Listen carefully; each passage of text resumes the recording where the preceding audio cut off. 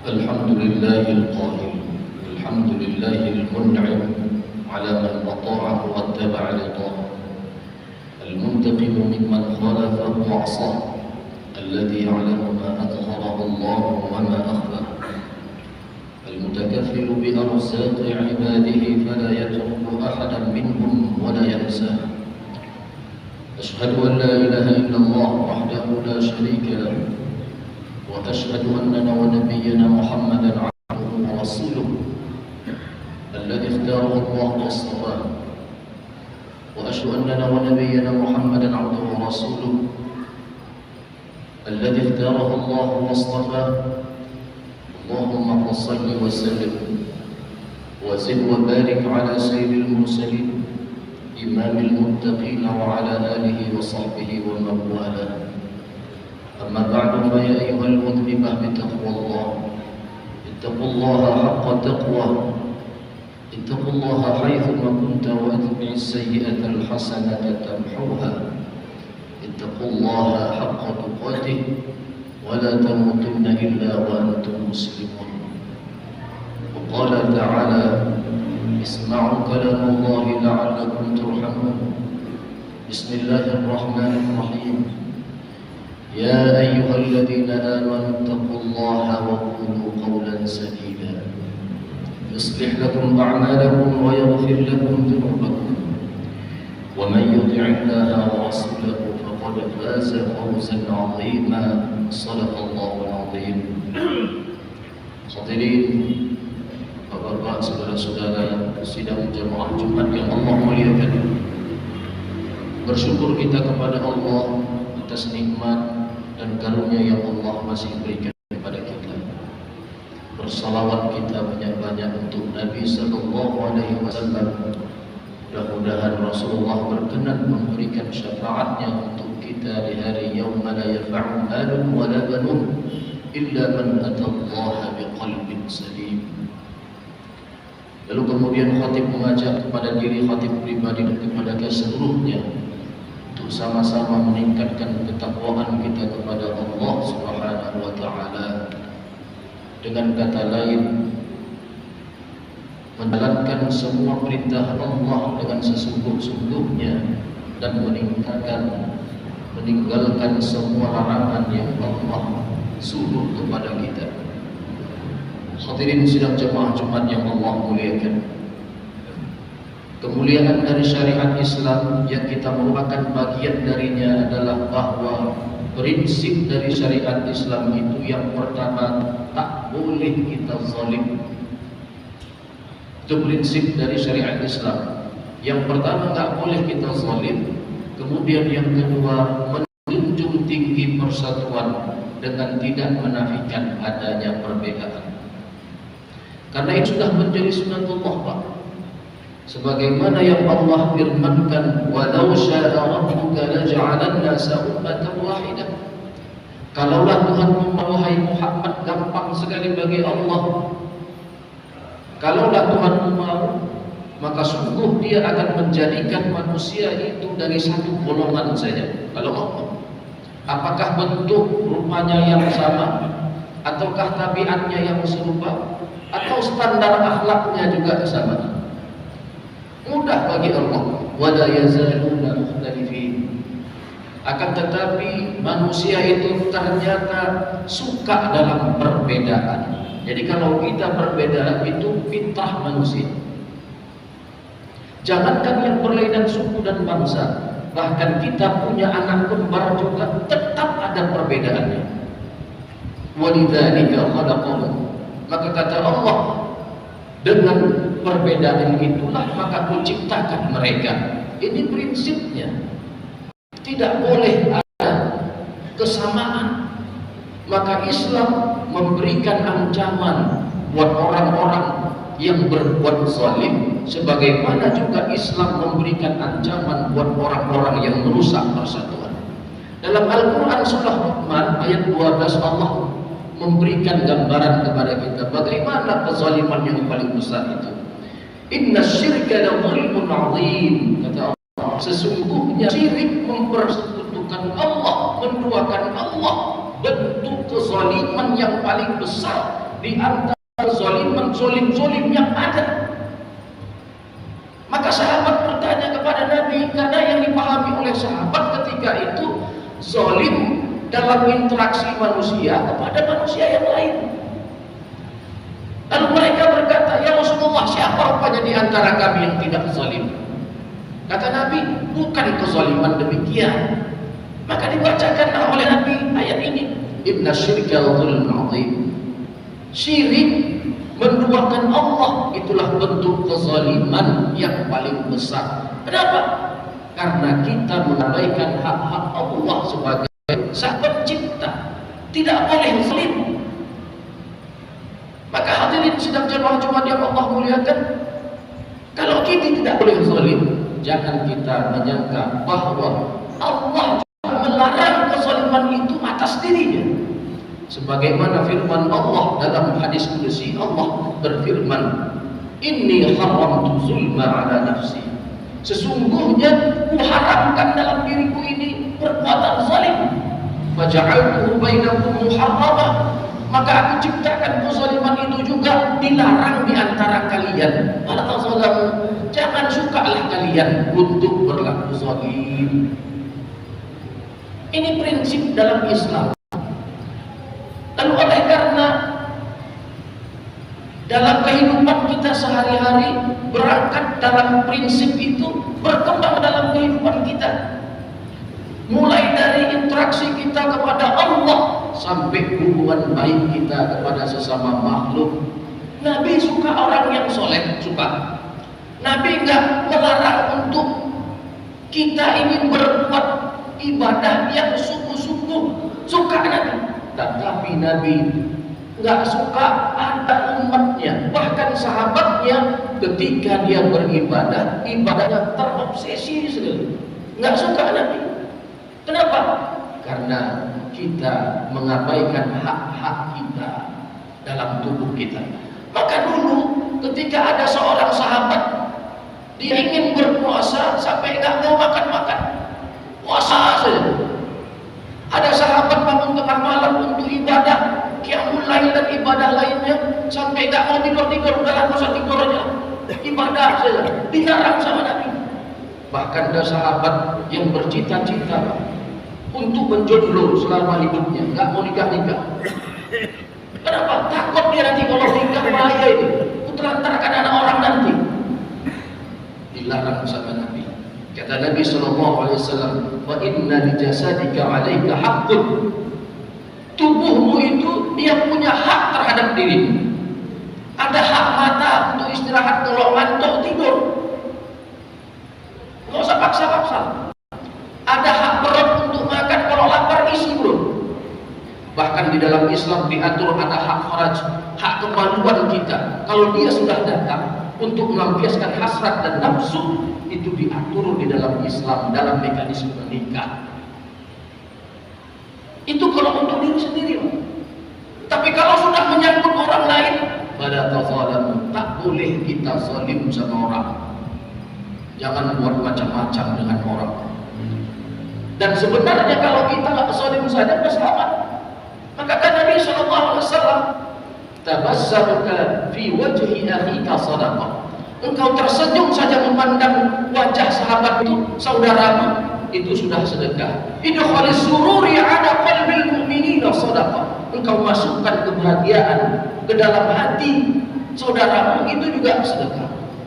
Kita bicara, kita ngobrol, kita berkata-kata kepada saudara kita, kepada kawan kita, senang dia Pak, itu sedekah. Idkhalis sururi ala qalbil mu'minina sadaqah. Ada banyak sekali hal tentang kebaikan. Tidak hanya tak boleh zalim, tapi masuk pada derajat mendatangkan kebahagiaan dalam diri orang lain. Tapi anehnya, oleh karena kesibukan kita sendiri setiap hari, yang orientasinya kita menjadi sangat ego, sampai-sampai kita lupa, jangankan tetangga, bahkan rumah tangga sendiri kita abaikan. Berapa banyak sekarang pasangan suami istri rumah tangganya tidak mendapatkan perhatian dan pasangan hidup. Akhirnya pasangan itu mencari perhatian di luar rumah. Berapa banyak orang tua yang tidak memberikan perhatian kepada anak kandungnya, sehingga anaknya tadi mencari perhatian di luar rumah. Kalau dia udah keluar, bingung gitu. Kenapa? Kita tidak berikan perhatian itu di dalam rumah. Maka bentuk kepribadian anak itu di dalam rumah dari seorang ayah dan ibu. Berapa banyak tetangga-tetangga kita yang tidak mendapatkan perhatian dari kita sendiri, akhirnya mereka berbuat masalah dengan kita. Semua itu dalam rangka mencari perhatian. Maka Islam dia datang dalam bentuk aturan at-tahillu bi makarimal akhlaq, menghiasi dari akhlak-akhlak yang terpuji dan menjauhkan diri dari sifat dan akhlak yang tercela. Dan keduanya itu bermuara dari dua perkara. Yang pertama lisan. Kenapa lisan? Karena yang paling berbahaya. Ini yang paling suka menyakiti orang. Kemudian yang kedua, tangan sebagai bentuk perwakilan dari tubuh kita yang lain. Boleh jadi kita jaranglah untuk berinteraksi, berhubungan dengan orang lain, sehingga sulit untuk kita untuk menyakiti hati orang lain. Tetapi berapa banyak gara-gara ucapan kita membuat orang jadi terluka. Bahkan sekarang tidak hanya dengan ucapan, lewat tulisan kita bisa merusak hubungan kita kepada orang-orang yang mungkin kita tak pernah kenal. Nggak kenal kita sama dia, tapi akibat ucapan dan tulisan kita bisa membuat kita akan bertanggung jawabkan di hadapan Allah Subhanahu wa taala. Kullu ulaika kana 'anhu mas'ula. Kata Allah Subhanahu wa taala, itu semua akan dipertanyakan nanti. Dan ternyata ketidakharmonisan itu semuanya, hadirin yang mulia, berawal dalam masalah hukum. Ketidakharmonisan kita kepada sahabat-sahabat kita terjadi karena persoalan hukum. Boleh jadi kita berbeda pendapat tentang masalah ibadah, walaupun kita sama agama. Atau kita katakan bolehlah kita berbeda pendapat tentang ideologi, tetapi kita sepakat. Kalau udah cerita tentang ekonomi, yang penting ada keuntungan, agama pun harus keluar. Kita tidak memandang lagi bagaimana agama, syariat, bagaimana ideologi, yang penting untung. Itulah yang diwanti-wanti oleh Nabi SAW 14 abad yang lalu. Itulah yang dibicarakan oleh Nabi SAW kepada sahabatnya 14 abad yang lalu. Kata Nabi SAW, "Kadal fakru ayyakuna kufran." Hampir-hampirlah orang itu gara-gara kefakirannya membuat dia menjadi kufur. Inilah yang dikatakan Nabi SAW. Maka sesungguhnya kita di Aceh ini Allah anugerahkan nikmat tanah yang begitu subur. Dan sebenarnya kita orang Aceh ini orang kaya. Bukan kaya dalam artian taraf ekonomi kita tinggi di Aceh ini, bukan. Tetapi dalam artian sesungguhnya kata Nabi SAW, "Man asbaha minkum aminan fi syirbihi wa mu'afiyan fi jasadihi wa 'inda quti yaumihi fa ka'annama qizat lahu dunya." Itu kita garis bawahi. Fa ka'annama qizat lahu dunya. Barang siapa di antara kalian yang tidur di malam hari, kemudian dia paginya dia bangun dalam keadaan aman dirinya, keluarga dan lingkungannya, dalam keadaan sehat pikiran dan badannya, tersedia semua kebutuhan pokok sepanjang harinya, faka'annama qizat lahu dunya. Maka seolah-olah semua kekayaan, semua kemewahan dunia sudah berada di genggaman tangannya. Dan ini fakta. Nggak usah kita menanyakan bagaimana ini benar atau tidak. Tidak. Dan ini fakta. Nggak perlu kita membuat riset lebih jauh untuk hal ini. Cukup tiap hari kita lihat koran di media cetak, berapa banyak faktor utama tentang keamanan.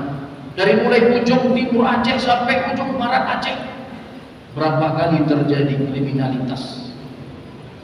Walau tidak sampai bunuh-bunuhan.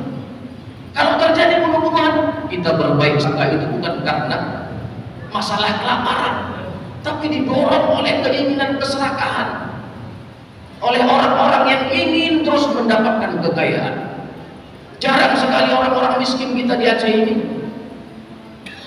membuat kriminalitas hanya karena untuk mengisi perutnya yang lapar. Tetapi keinginan kriminalitas itu dilakukan oleh orang-orang yang tidak pernah merasa puas. Saudara-saudara kita itu miskin itu, mereka sangat setia. Hanya di antara orang-orang kaya yang ingin menjadi lebih kaya lagi. Maka coba kita perhatikan berapa banyak kasus-kasus kriminalitas dengan motif sebenarnya bukan karena orang miskin ingin menjadi lebih kaya. Ini faktor utama. Maka Islam memberikan gambaran kepada kita semua supaya tidak terjadi keinginan buruk dari orang-orang sekitar kita, dari orang-orang sekeliling kita. Lakukan perbuatan baik terlebih dulu sebelum kebaikan itu ditagih. Aitafaqqudu bil ahwal, kata Nabi. Lihat siapa orang-orang sekeliling kita, tetangga-tetangga kita, teman-teman kita yang membutuhkan pertolongan kita. Kata Nabi SAW, tidaklah dianggap beriman seorang mukmin itu yang tidur di malam hari dalam keadaan kenyang, tetapi tetangganya di sebelah kelaparan. Itulah mengapa dulu Sayyidina Umar, beliau itu sering sekali keluar malam melihat siapa rakyatnya yang belum makan. Tapi mirisnya hari ini pemimpin kita, orang itu udah tidur duluan, udah duluan tidur orang itu daripada melihat rakyatnya belum makan. Itu juga yang pernah dialami oleh Ali Zainal Abidin, cucu daripada Sayyidina Ali, putra daripada Sayyidina Khalid bin Ali bin Abi Thalib. Allah berikan karunia kekayaan yang sungguh luar biasa banyaknya. Tetapi kemewahan harta yang beliau punya tidak membuat beliau bermegah-megahan, tidak untuk berpoya-poya. Di waktu malam ketika orang terlelap dalam tidurnya, beliau keluar untuk mengambil harta dan makanan dari gudang rumahnya. Beliau pikul sendiri tanpa ada yang melibatkan seorang sedikit pun, tanpa ada yang tahu sama sekali. Beliau hantar makanan itu ke rumah orang-orang miskin, sehingga orang miskin setiap kali bangun tidur mereka lihat sudah ada makanan satu gepok di depan pintu rumah orang-orang miskin. Sehingga orang-orang miskin ketika itu tidak ada kendala dalam hidupnya. Kenapa? Setiap subuh mereka lihat sudah ada makanan di depan pintu rumah mereka, tanpa ada yang tahu siapa yang melakukannya. Nah, hadirin sedang jemaah-jemaah yang Allah muliakan, baru rahasia itu terbongkar. Siapa yang buat ini? Ketika kematian datang menghampiri beliau, Ali Zainal Abidin. Hari ini beliau wafat, besok udah gak ada lagi makanan di depan pintu orang-orang miskin. Dihubung-hubungkanlah siapa orang yang kaya meninggal terakhir. Dan itu semua rahasianya baru ketahuan ketika jenazah beliau dimandikan. Saat jenazah dimandikan, terlihat di punggung dan di bahu beliau kulit yang kasar sekali, seperti orang yang suka mengangkat-angkat beban yang berat, seperti tukang pikulan begitu. Padahal beliau kaya. Ini potret bagaimana dulu orang kaya sangat memperhatikan orang-orang sekelilingnya. Ini faktor utama. Faktor kedua kata Nabi SAW, aman, sehat pikiran dan lalu kemudian badannya.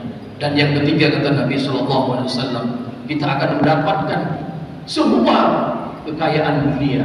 Kalau faktor ini, apa kata Nabi SAW? Tercukupi semua kebutuhan pokok sepanjang harinya. Maka Nabi SAW selalu mengajarkan kepada para sahabat, jangan membiarkan ada makanan yang tersisa di waktu malam.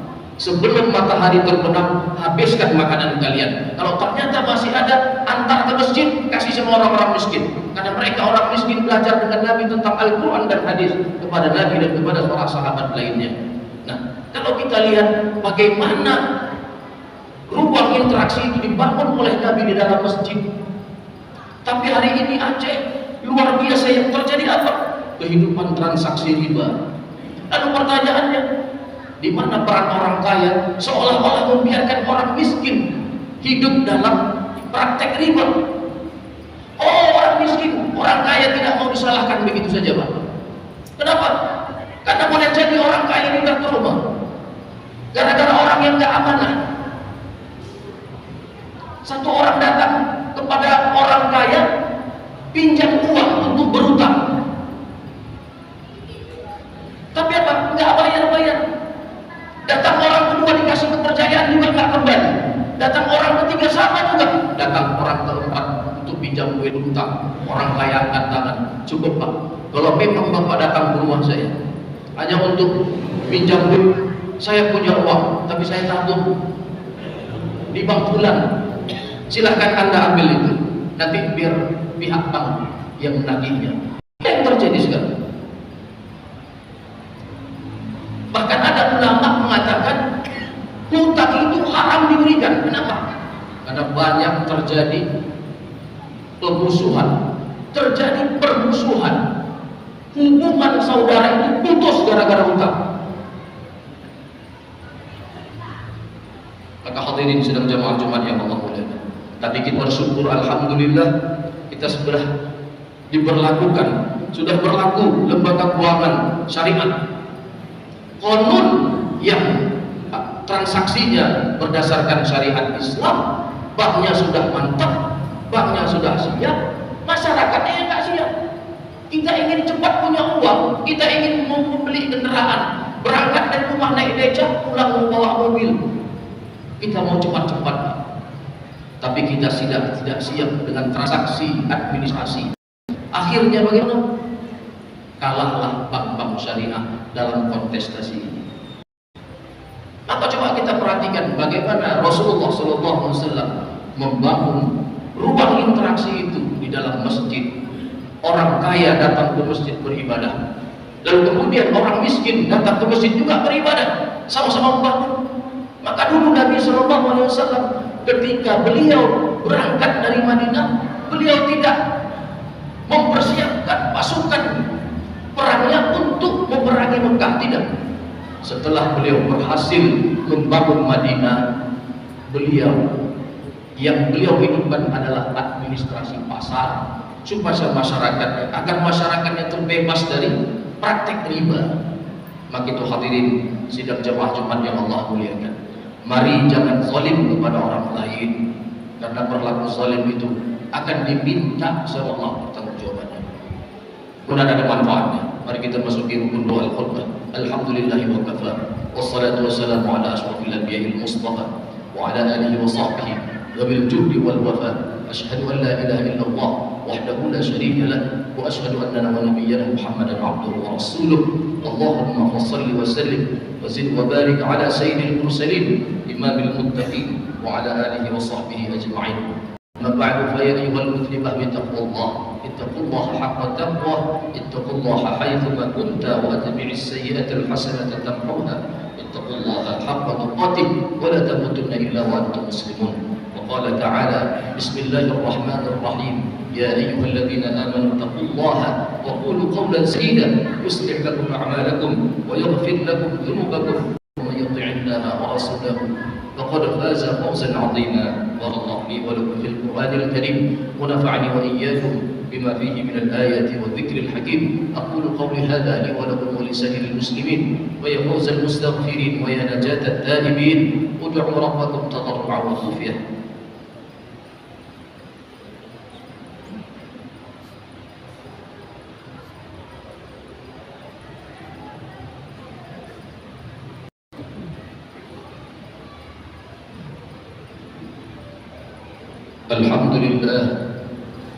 الحمد لله الذي أنزل القرآن هدى للناس وبينات من الهدى والفرقان. نحمده سبحانه وتعالى الذي نزلنا عليك الكتاب تبيانا لكل شيء وهدى ورحمة وبشرى للعالمين. أشهد أن لا إله إلا الله وحده لا شريك له أنزل كتابه هداية للعالمين ورحمة للمؤمنين وشفاء لما في صدور الناس أجمعين. وأشهد أننا ونبينا محمدا عبده ورسوله الذي كان خلقه العظيم يحل حلاله ويحرم حرامه محكم البيان ظاهر البرهان محروس من الزيادة والنقصان فيه عدل ووعيد وتخفيف تنزيل من حكيم حميد. وصلى الله على سيدنا محمد وعلى آله وصحبه الذي ساروا على نهجه وتمسكوا بهديه واقتفوا أثره فعزوا وسادوا وملكوا وقالوا ومن تبع هديهم ولزم سنتهم إلى يوم الدين. أما بعد ويا أيها الناس اتقوا الله حق تقاته ولا تموتن إلا وأنتم مسلمون. وقال تعالى بسم الله الرحمن الرحيم والعصر إن الإنسان لفي خسر إلا الذين آمنوا وعملوا الصالحات وتواصوا بالحق وتواصوا بالصبر. إن الله وملائكته يصلون على النبي يا أيها الذين آمنوا صلوا عليه وسلموا تسليما. اللهم اغفر لنا وللمسلمين والمسلمات وللمؤمنين والمؤمنات الأحياء منهم والأموات برحمتك يا غافر السيئات. اللهم وألبسنا به الحلل وأسقنا به الذلل وادفع عنا به النقم وزدنا به من النعم يا ذا الطول والإنعام يا ذا الجلال والإكرام. ربنا آتنا في الدنيا حسنة وفي الآخرة حسنة وقنا عذاب النار. عباد الله ولذكر الله أكبر. أقيموا الصلاة.